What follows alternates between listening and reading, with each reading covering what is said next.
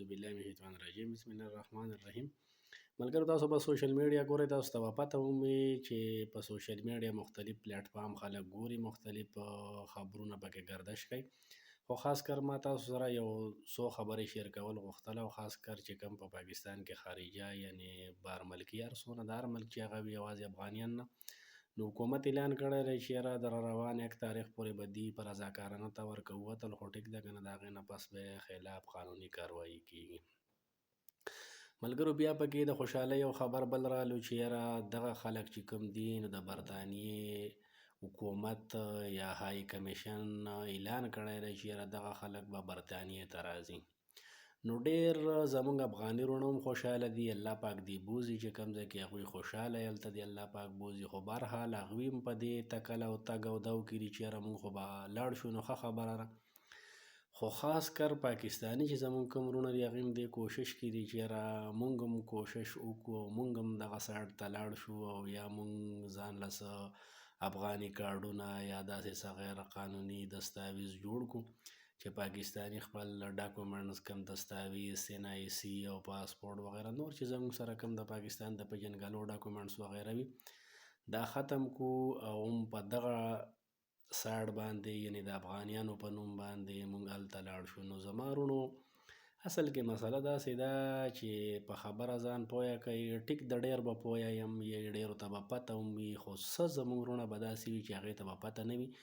نو برای مهرباني هسې نه چې خپل ډاکومنټس خراب کوي، خپل کاغذات خراب کوي، د دې دوباره جوړېدو دپاره بیا ډېر مشکلات وي. تاسو ته پخپله پته ده چې یو NIC دپاره په نادره کې څونه منډې ترړې پکار وي،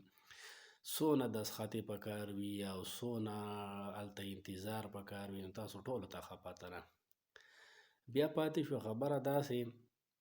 چې هغې برطانیې والا چې کوم کسان بوتلل غواړي هغې دپاره تقریبا 10-12 پلاټس هغې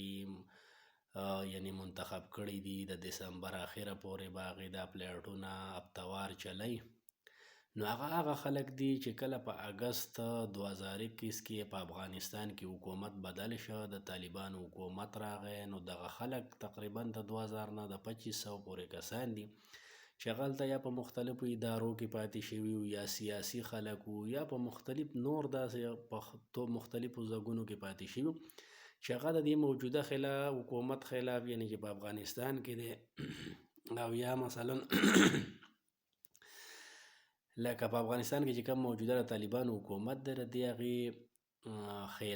خلاف وو یا د دې خلاف جنګېدل یا یې دا نه خوښ لکه څه هر څه چې وو، خو بهرحال هغوی په پاکستان کې یو سیاسي پناه اخیستې وه او دلته راغلي وو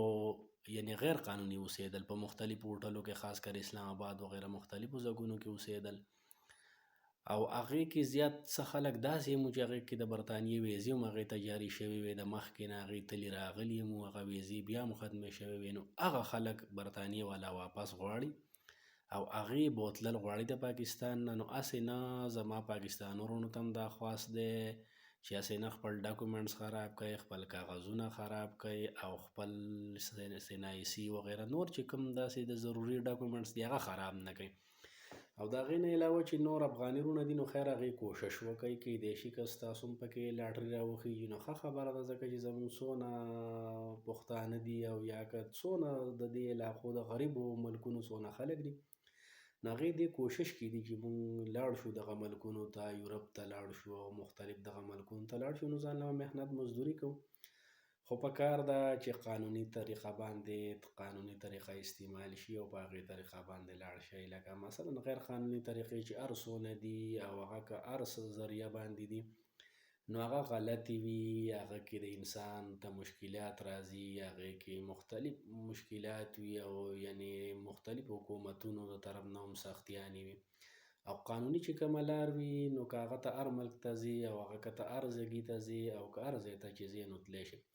بل اخره کې افغانیان هم چې زموږ څونه افغانستان وروڼه دي نو هغو ته یو میسج دا دی چې د پاکستان نه چې کوم خلک وباسي نو د دې نه یو غلط میسج تللی دی چې یاره مثلا افغانیان وباسي. زما وروڼو افغانیان نه وباسي،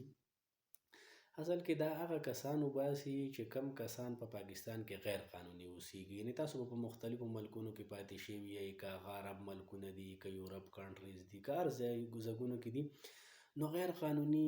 د بل ملک نه سړی راغلی په هغې ملک کې نشي پاتې کېدی، یعنې د هغه خلاف قانوني کاروایي کېږي. همدغه مسله ده چې زموږ په پاکستان کې هم دغه شان یو اعلان کړی شوی دی، او هغه هم داسې ده چې د افغانیانو خلاف نه دی، یعنې چې د تمام پوره دنیا نه څوک هر ملک نه که راغلي وي او غیر قانوني اوسېږي، یعنې چې هغه څه ویزه نه وي، د هغه څه دستاویز نه وي، څه نور څه ذریعه ورسره نه وي، نو هغه کسان چې کوم دي نو هغه حکومت پاکستان اعلان کړی دی چې بهی دې په رضاکارانه طور وځي، او که ونوتل نو خلاف به قانوني کاروایي کېږي. اوس پکې نوی دا اډر هم شوی دی چې څونه پاکستاني دي نو هغې دې یعنې خپل فرض وګڼي چې یاره د هغوی خواوشا، د هغوی په علاقه کې، د هغوی په کلي کې څونه افغاني اوسېږي، نو هغه دې پاکستاني چارواکو ته، حکومت ته، مختلف چې کوم ادارې وغیره دي، پولیس ډپارټمنټ وغیره، نو هغې ته دې اطلاع وکړي چې یاره دې ځای کې مثلا غیر قانوني خلک اوسېږي، یا افغانستان سره تعلق ساتي یا د هر ملک سره چې تعلق ساتي، نو یعنې د دغې کس به نوم په صیغه راز کې ساتلی کېږي، یعنې هغې به د ده نوم نه آوټ کوي چې یاره موږ ته ده اطلاع وکړه، او یو ښه شهري به هم دا وي، ځکه چې دا خو زموږ ملک دی چې موږ د دې حفاظت وکړو، غیر قانوني خلک حکومت ته مخې ته کړو، نو بس هغې به زموږ دا ملک به صفا شي، پاک به شي، دا خراب شي نه، دا حالات دا چې کوم ستاسو د مخې دي تاسو ټول ګورئ، دا به نه وي. نو انشاءالله چې دا خپل فرض به نباوو، او دا خپل طریقه کار باندې به داسې مخکې ځو، د خپل ملک حفاظت به کوو. نو افغانیان ورونو ته زما بیا خواست ده چې تاسو خفه کېږئ مه، او تاسو یعنې چې کوم غیر قانوني لاړ شئ، ځان له یو قانوني دستاویزات جوړ کړئ، کاغذونه جوړ کړئ، ویزې سیټ کړئ، او بیا هم راتلی شئ دلته چې په پاکستان کې مو کوم بزنس وي، کوم روزګار وي، هغه کولی شئ، لکه داسې نه چې بس تاسو لاړئ او بس لاړئ، څه مسله نشته، لاړ شئ، خپل کاغذونه کلیر کړئ، بیا واپس راشئ، یا که دا کومه میاشت تېره شوه دې کې هم تاسو خپل ډاکومنټ سیټ کولی شو. بهرحال هغه په تاسو پورې منحصره ده، او نور باقي چې څه وي نو انشاءالله په بله ویډیو کې بیا تاسو سره ګپ شپ لګوو. اوس موږ له راکړئ اجازت، د خدای په امان.